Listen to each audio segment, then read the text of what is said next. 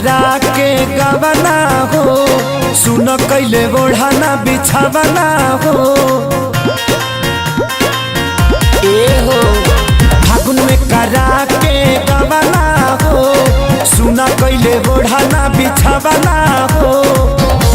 कि मजा कैसे मिली हो ए भौजी होलिया में, भतार गइले दिली हो।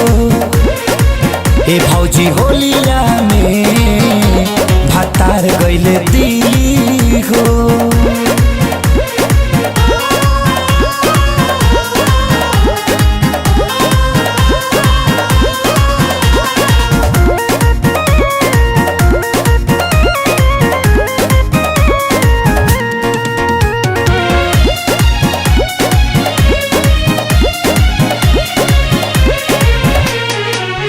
भौजी तोहरा संगे बाड़े तोहार राजा, तू तले बाड़ू फगुआ के मजा।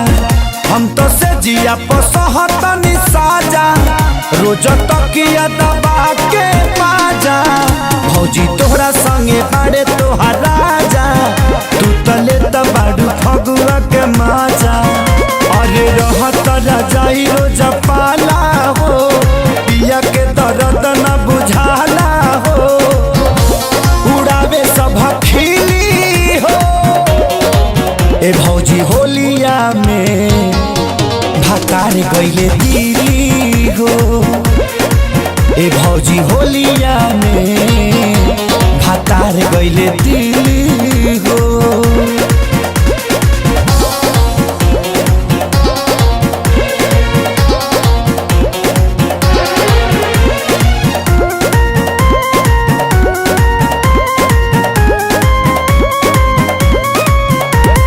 लाल खेसारी श्याम देहाती, अपना में हरी के बांधी ले ले गाती।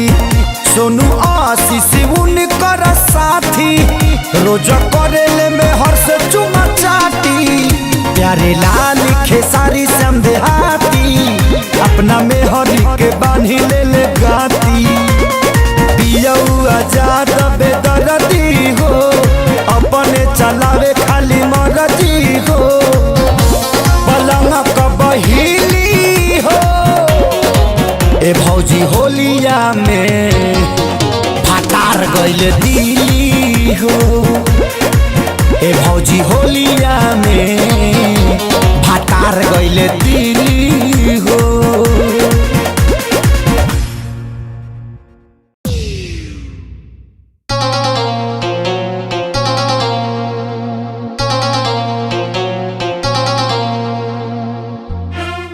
Click on the bell icon to get regular updates from Venus.